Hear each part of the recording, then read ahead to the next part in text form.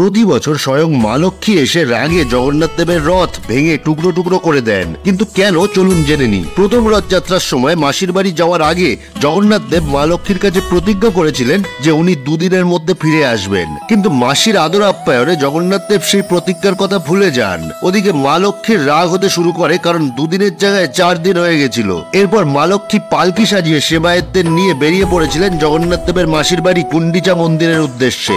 যখন প্রভু জগন্নাথ জানতে পারলেন মা লক্ষ্মী ওনার সাথে দেখা করতে এসেছেন এবং প্রচন্ড রেগে আছেন, তখন উনি স্ত্রীর প্রকোপ থেকে বাঁচার জন্য আদেশ করেন যে সিংহদুয়ার শক্ত করে বন্ধ করে দিতে, যাতে মা লক্ষ্মী ভিতরে প্রবেশ করতে না পারে। এতে মা লক্ষ্মী আরো রেগে গিয়ে জগন্নাথ দেবের রথ নন্দীঘোষকে ভেঙে দেন এবং উনি শ্রীমন্দিরে ফিরে যান। এর দুদিন পর যখন জগন্নাথ দেব ফিরে যান, তখন মা লক্ষ্মীও প্রতিশোধ নেওয়ার জন্য ওনাকে বাইরে রেখে শ্রীমন্দিরের দরজা সপাটে বন্ধ করে দেন। এরপর জগন্নাথ দেব মা লক্ষ্মীর কাছে ক্ষমা চান এবং ফুলের মালা উপহার দিয়ে ও রসগোল্লা খাইয়ে ওনার রাগ কমান। এই ঘটনাই আজও প্রতি বছর হেরা পঞ্চমী হিসাবে পালন করা হয়, যেখানে মা লক্ষ্মীর বিগ্রহ পালকি করে গুন্ডিচা মন্দিরে নিয়ে আসা হয়। এরপর রথ ভাঙা হয় এবং আবার মাকে শ্রীমন্দিরে ফিরিয়ে নিয়ে যাওয়া হয়। তাহলে রথযাত্রার সময় পুরী গেলে মা লক্ষ্মীর এই মিষ্টি অভিমানের অনুষ্ঠান অবশ্যই দেখে আসবেন।